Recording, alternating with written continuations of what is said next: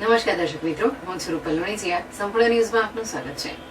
કોરોનાએ ફરીથી ગુજરાતમાં પગરણ માંડ્યા છે અને બનાસકાંઠા જિલ્લામાં 3 કોરોના પોઝિટિવ કેસ મળ્યા હતા તંત્ર સફાળું જાગ્યું છે. સાથે શક્તિપીઠ અંબાજી ધામમાં ગુજરાત જ નહીં પણ વિવિધ પ્રાંતોમાંથી શ્રદ્ધાળુ દર્શનાર્થે આવતા હોય છે. તેઓનો કોરોના જેવી બાબતને લઈ અંબાજીનું સબ ડિસ્ટ્રિક્ટ જનરલ હોસ્પિટલ પણ પોતાની તૈયારીમાં લાગી ગયું છે. અંબાજીની આ આદ્યશક્તિ જનરલ હોસ્પિટલમાં 10 આઈસીયુ બેડ સાથે આઇસોલેશન વોર્ડ પણ તૈયાર કરવામાં આવ્યો છે અને તેવામાં કોરોના દહેશતના પગલે પૂરતા પ્રમાણમાં દવાનો જથ્થો પણ ઉપલબ્ધ કરાયો છે અને ઓક્સિજન પણ પૂરતા પ્રમાણમાં મળી રહે તે માટે અદ્યતન 2 પ્લાન્ટ સહિત એક્સ્ટ્રા ઓક્સિજનની બોટલો પણ હોસ્પિટલમાં તૈયાર રાખવામાં આવ્યા છે અને કોરોનાની ગમે તેવી પરિસ્થિતિમાં પણ દર્દીને પૂરતી સુવિધા મળી રહે તેવી વ્યવસ્થા અંબાજીની આ જનરલ હોસ્પિટલમાં કરવામાં આવી હોવાનું doctor Y K. Makwana, superintendent Adyashakti general hospital અંબાજીએ જણાવ્યું હતું.